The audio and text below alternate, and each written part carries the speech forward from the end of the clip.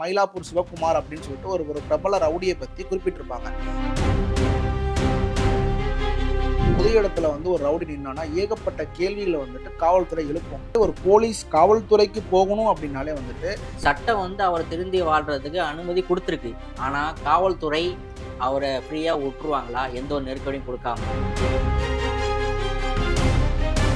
கோர்ட்லயே முடிக்க முடியாத விஷயத்த போயிட்டு என்ன பண்ணுவானா வந்துட்டு ஒரு ரவுடிட்ட போனா ஒரு 10 நிமிஷத்துல முடிச்சு கொடுத்துருவான். ஏன்னா அது ஒரு வருஷம் காலம் இழுக்குது. அந்த நோயில ஒரு ஒரு முக்கியமான ஒரு பிரபல ரவுடி சொல்லியிருப்பாரு, நோயில சாவர உடம்பா இது அப்படின்னு. தென் மாவட்டங்களில் பார்த்தீங்கன்னா பல தரப்பட்ட மக்கள்ல வந்து பார்த்துக்கிட்டீங்க அப்படின்னா முக்கியமா வந்து உள்ள வந்து பெரிய குற்ற செயலில் ஈடுபட்டவரா இருப்பாரு. அப்பா வந்து ஒரு போலீஸ் ஆஃபீஸரா இருப்பாங்க.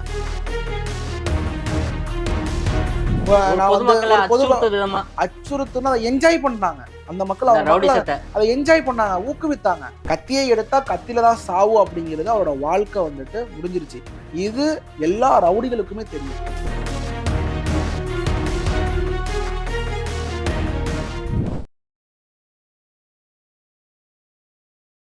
ஒரு குறிப்பிட்ட காலம் வரைக்கும் ரவுடியா வாழ்ந்த ஒரு நபர் நிறைய குற்ற செயலில் ஈடுபட்டிருப்பார், நிறைய கேஸ்ல தண்டனையும் வாங்கிட்டு வெளியில வந்து திருந்தி வாழணும் அப்படிங்கிற முடிவு எடுக்கும்போது சட்டம் வந்து அவரை திருந்தி வாழ்றதுக்கு அனுமதி கொடுத்துருக்கு.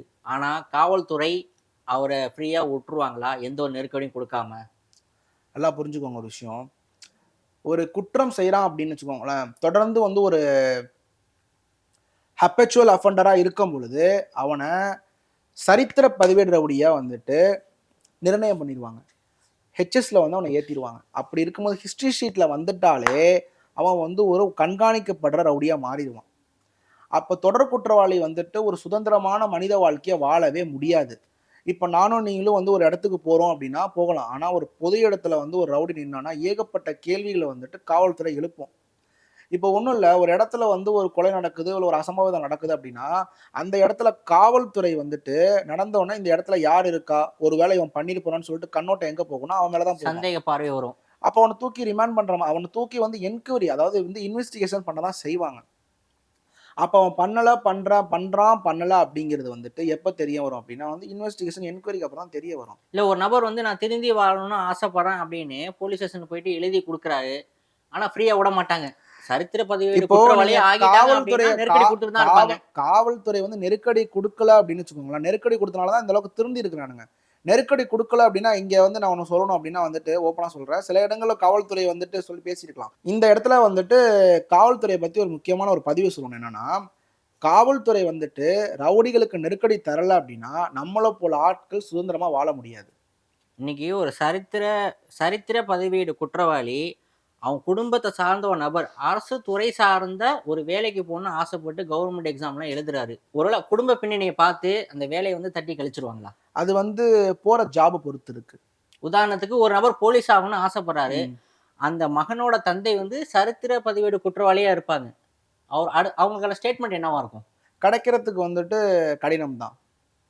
ஏன்னா கிரிமினல் பேக்ரவுண்டில் இருக்கிறதுனால வந்துட்டு நம்ம வந்து அந்த போலீஸ் வேலைக்கு வந்து அதாவது வந்துட்டு ஒரு போலீஸ் காவல்துறைக்கு போகணும் அப்படின்னாலே வந்துட்டு அவர் மேலேயோ அவங்க கூட அவர் மேலே வந்துட்டு முக்கியமாக வந்து எந்த புகார் இருக்கக்கூடாது, எந்த கம்ப்ளைண்ட் இருக்கக்கூடாது. யார் அந்த போலீஸுக்கு போகணும்னு ஆசைப்படுறாங்கன்னு. ஆனால் குடும்பத்தில் ஒரு சார்ந்த ஒரு நபராக இருந்தா, ஒரு கிரிமினல் பேக்ரவுண்ட்ல இருந்து வர பையன் வந்துட்டு போலீஸ் ஆக முடியுமா முடியாதான்னு கேட்குறீங்க.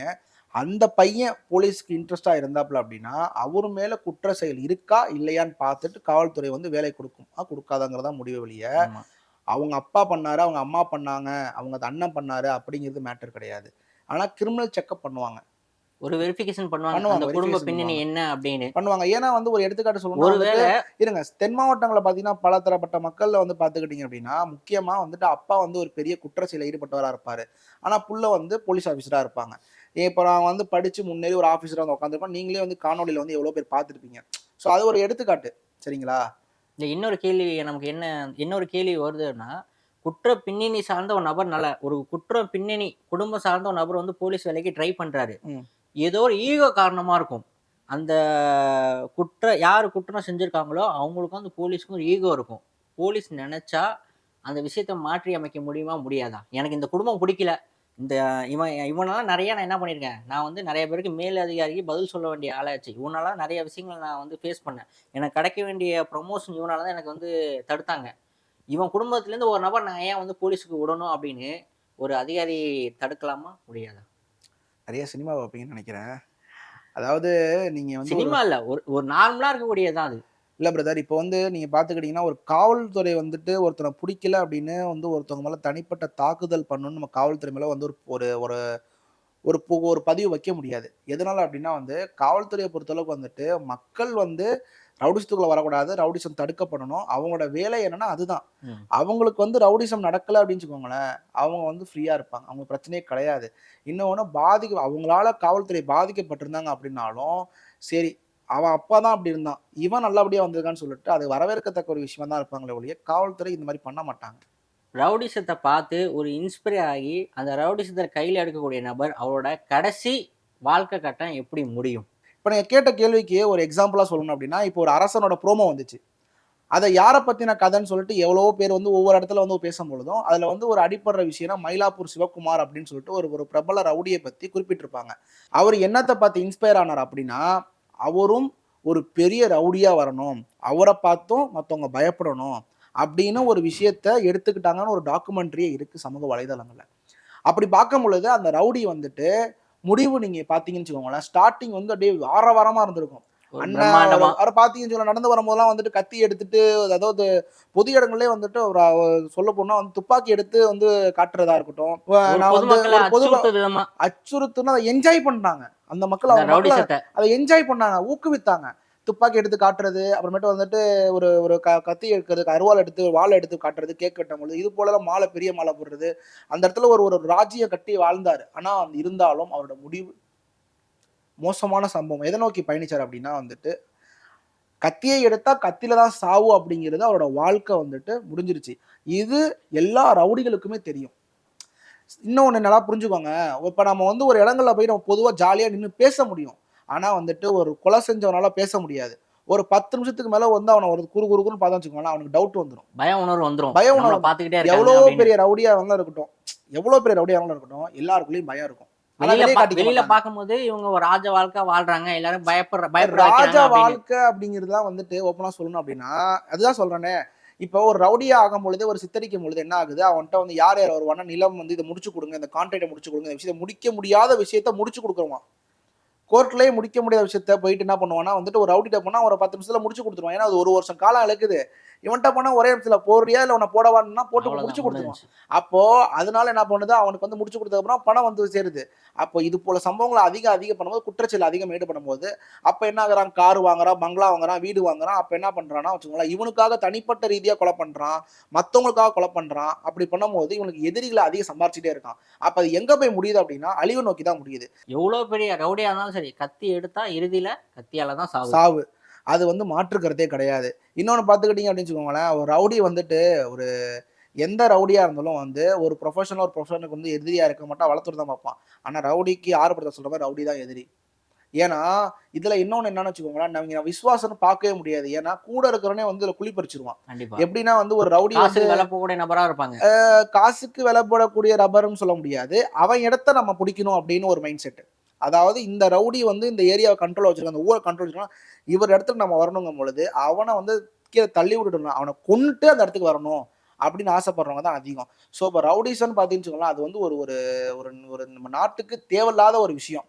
இதுல முக்கியமான ஒரு விஷயம் நீங்க பார்க்கணும் அப்படின்னா, இதுல வந்து ஒரு கலெக்டர் பையனோ, ஒரு டாக்டர் பையனோ, ஒரு அட்வொகேட் பையனோ, ஒரு போலீஸ்காரோட பையனோ யாருமே ரவுடிசத்த வந்து தேர்ந்தெடுக்க மாட்டாங்க. ரவுடிசத்த பார்த்து இன்ஸ்பயர் ஆகுற பையன் யாருன்னா, பாமர மக்கள் தான். அந்த பாமர மக்கள்ல வாழ்ந்து வர ஒரு பையன் தான் என்ன பண்ணுவான், ரவுடிசத்த வந்து எடுத்து ஒரு பெருசா போகணும், வரணும் அப்படின்னு சொல்லிட்டு, அதுல வந்து அப்போ ஏன்னா அவங்கள போலீஸ் பின்னணி சார்ந்த நபர் யாருமே வந்து கத்திய கையில எடுக்கவே இல்லையா? ஏன்னா இதுக்கு நான் ஒரு ஒரு அடுத்த ஒரு பதில் முன் வைப்பேன். ஆனா வந்து நீங்க கேட்கறது எப்படின்னா வந்து, அதாவது வந்துட்டு இப்போ ஆணவ ஒரு கொலை ஒரு நடந்துச்சுல்ல. ஒரு ஒரு எடுத்துக்காட்டுக்கு நான் சொல்லணும் அப்படின்னா, ஆணவ கொலை நடந்தது வந்து ஒரு கூலிப்படை கிடையாது. கூலிப்படை வேற, ஒரு விஷயத்துக்காக கொலை பண்றவங்க வேற. சரிங்களா? அது வந்து சாதி ரீதியான மோதல். இது வந்து காசு அவன் சாதிய சார்ந்தா இருக்கட்டும், அவன் மதத்த சார்ந்தவனா இருந்தாலும், காசு குடுத்து அவன் கொலை பண்ணுவான். இது அதுபடியான அது சார்ந்த வந்து கொலை கிடையாது. அந்த கொலைக்கும், இந்த கொலைக்கும் வந்து வித்தியாசங்கள் வேறு வேறு இருக்குது. அத முதல்ல நீங்க நல்லா தெரிஞ்சுக்கணும். அது மட்டும் இல்லாம இந்த வழக்கு இந்த இந்த ரவுடிசத்துல இருக்கிற ஒவ்வொரு ஆளுமே வந்துட்டு, எப்ப சாவோம் அப்படிங்கிறத வந்துட்டு யோசிச்சுக்கிட்டு தான் இருப்பாங்க. அந்த நோயில ஒரு ஒரு முக்கியமான ஒரு பிரபல ரவுடி சொல்லியிருப்பாரு, "நோயில சாவற உடம்பா இது" அப்படின்னு. ஓ! அப்ப அவங்களுக்குலாம் எல்லாருக்குமே தெரிஞ்சிருக்குது. அப்ப வந்து நம்மளோட சாவு அப்படிங்கிறது ஒரு நாள் இருக்குது. அது ஒரு கோரமான சம்பவமா நடக்கும். ஆனா வந்துட்டு அது எப்படி நடக்கும், எப்ப நடக்கும் அப்படின்னு தெரியாது. ஆனா அத நோக்கியே ஓடிக்கிட்டு இந்த இருப்பாங்க. ரவுடிசத்த பொறுத்த வரைக்கும், அந்த இளம் ரத்தம் சூடா இருக்கிற வரைக்கும், உடம்புல தெம்பு இருக்கிற தெம்பு வரைக்கும் இருக்க தான் ஒரு வரைக்கும் தான். வீரம், வீரம். விவேகம் இருக்கும். கண்டிப்பா. அதுக்கப்புறம் வந்துட்டு அவங்களுக்கே தெரிஞ்சிரும். என்னைக்கோ ஒரு நாள் நம்ம சாவ போறோம்டா அப்படிங்கிற ஒரு விஷயம் தெரிஞ்சிரும். ஆனா இதுவுமே எப்படின்னா வந்து ஒரு ரவுடிசத்துக்குள்ள வரத்துக்கு முன்னாடி வரைக்குமே வந்துட்டு, எப்படி வரோம், எப்ப வரோம் அப்படிங்கிறது தெரியாது. அதோ தள்ள போட்டுருவோம். அதுக்குள்ள வந்து அப்படியே அப்படியே ஒரு ஒரு அட்ராசிட்டி போகுமா, கடைசியில பார்த்தா எங்கன்னா கேஸ் மேல கேஸ் போட்டு அப்படி இப்படின்னோன, ஜெயிலுக்கு போறது, வரது போறது. கடைசியில பார்த்தா, இவன் மேல ஒரு 50, 60 வழக்கு இருக்கும். திரும்பி பார்த்தா ஊரே பகையா இருக்கும். எப்ப எவன் வந்து போடுவானே தெரியாது. இறுதி இறப்புக்கு யாரும் கூடயும் வரமாட்டாங்க. வரமாட்டாங்க. ஆனா பார்த்துக்கிட்டீங்கன்னா, முக்கியமான பிரபல ரவுடிகள்னு வந்து பார்க்கும்பொழுது வந்துட்டு, சில பேர் வந்து கூட்டமா வந்து ஊர்வலத்துல வந்தவங்கலாம் பார்த்துருப்பீங்க. இருந்தாலும் ஒரு ரவுடியோட கடைசி முடிவுனா, அது மரணத்த தான் நோக்கி பயணிக்கும். இதெல்லாம் தெரிஞ்சியுமே வராங்க அப்படிங்கும் பொழுது, அதனால தான் வந்து இவங்கள என்கவுண்டர் அப்படிங்கிறது கடைசி முடிவு கிடையாது. ஆனா, இது போல பார்த்து யாரும் வந்துறக்கூடாது. இவங்க மூலியமா மக்களுக்கு பாதிப்பு ஒரு அதிகமா பய உணர்வு ஏற்படுத்திட்டு இருக்குது. உண்டாக்கணும் அப்படின்னா என்கவுண்டர் பண்றாங்க. என்கவுண்டர் பண்றாங்க. ஆனா வந்து என்ன பொறுத்தவரைக்கும் என்கவுண்டர நீங்க வந்து அக்செப்ட் பண்ணிப்பீங்களா? நான் அக்செப்ட் பண்ணிக்க மாட்டேன். ஆனாலும் ஏதோ ஒரு கட்டத்துல வந்துட்டு ஒரு ஒரு மக்களுக்கு வந்து ஒரு பாதுகாப்பு அளிக்கணுங்கிறதுக்காக ஒரு எடுக்கப்படுற ஒரு கடைசி ஒரு முடிவா தான் நான் பார்க்குறேன் அத. Okay bro. இவ்வளோ நேரம் கேட்ட கேள்விக்கெல்லாம் சட்டம் சார்ந்து அழகான முறையில நமக்கு பதில் குடுத்தீங்க. கத்தி எடுத்தவன் நிச்சயமா கத்தியால தான் சாவான் அப்படிங்கிறது எந்த ஒரு மாற்றும் கருத்து இல்ல. மேலும் அடுத்தடுத்த ஒரு நிகழ்ச்சியில தமிழ்நாட்டுல நடக்கக்கூடிய சுவாரஸ்யமான சட்டம் சார்ந்த நிகழ்வுல நெறைய அமர்ந்து பேசுவோம். வருகைக்கு மிக்க நன்றி. நன்றி, நன்றி.